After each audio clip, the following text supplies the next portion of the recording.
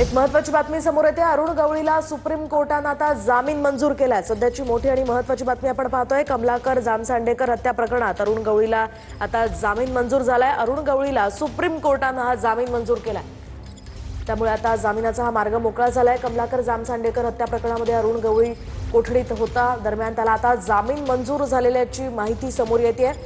Arun गवळीला supreme कोर्टाने जामीन मंजूर केलाय। कमलाकर जामसांडेकर यांच्या हत्या प्रकरणात अरुण गवळी हा कोठडीत होता आणि गेल्या काही दिवसांपासून वारंवार जामिनासाठी तो अर्ज करत होता आणि अखेर आता सुप्रीम कोर्टाने अरुण गवळीला जामीन मंजूर केल्याची माहिती समोर येते।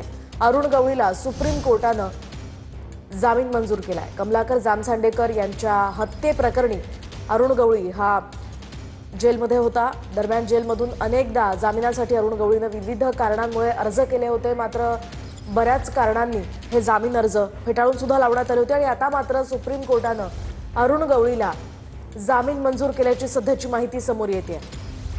अधिकची माहिती जाणून घेऊयात आमचे प्रतिनिधी प्रमोद जगताप यांच्याकडून। प्रमोद, काय अधिकचे अपडेट्स आहेत?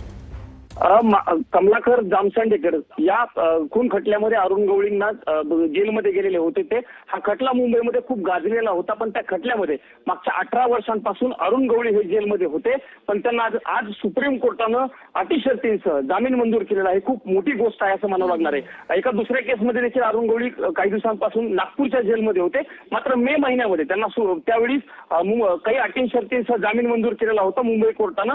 मात्र कमलाकर जामसांडेकर हत्या प्रकरणामध्ये अरुण गवळींना जामीन मंजूर होत नव्हता, तो जामीन आज सुप्रीम कोर्टाने मंजूर केलेला आहे। त्यामुळे अरुण गवळींना हा खूप मोठा दिलासा आहे असं म्हणावं लागणार आहे। 18 वर्षांच्या नंतर अरुण गवळी जे आहेत ते जेलमधून बाहेर येणार आहेत। महत्त्वाचा मुद्दा सांगायला गेलं तर अरुण गवळींच्या वकिलांकडून हाच युक्तिवाद केला गेला की त्यांची अटक जी आहे, त्यांच्यावरती जी कारवाई केली गेलेली आहे ती नैसर्गिक न्यायाच्या तत्वांशी अन्यायकारक आहे असा युक्तिवाद त्यांच्या वकिलांनी केला। नाही, त्यांच्यावरती मोकांतर्गत देखील कारवाई होती असा युक्तिवाद करून त्यांना जामीन मंजूर केला पाहिजे, हा युक्तिवाद अरुण गवळींच्या वकिलांनी केला आणि त्यानंतर आज सुप्रीम कोर्टानं काही अटी शर्तींसह अरुण गवळी यांना जामीन मंजूर केलेला आहे। आता सत्र न्यायालय काही अटी शर्ती ठेवेल आणि त्यानंतर पुढच्या 1-2 दिवसांमध्ये अरुण गवळी नागपूरच्या जेलच्या बाहेर येणार। पण अरुण गवळींसाठी हा खूप मोठा दिलासा आहे 18 वर्षांच्या नंतर असं म्हणावं लागणार आहे।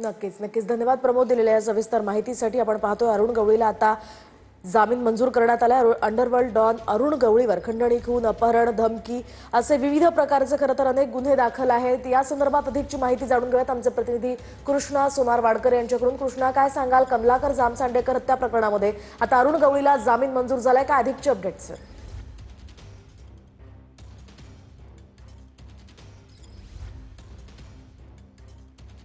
काही कारणास्तव आपला संपर्क होऊ शकला नाहीये, मात्र आपण पाहतोय मुंबईमधील शिवसेनेचे नगरसेवक कमलाकर जामसांडेकर यांच्या खून प्रकरणामध्ये आणि इतर काही गुन्ह्यांमध्ये अरुण गवळीला 2 वेळा खरं तर जन्मठेपेची शिक्षा सुनावण्यात आली होती। जामसांडेकर यांच्या हत्येप्रकरणी जन्मठेपेची शिक्षा भोगत असलेला अरुण गवळीला आता काहीसा दिलासा मिळालेला म्हणावा लागेल, कारण आता सुप्रीम कोर्टाने त्याला जामीन मंजूर केला।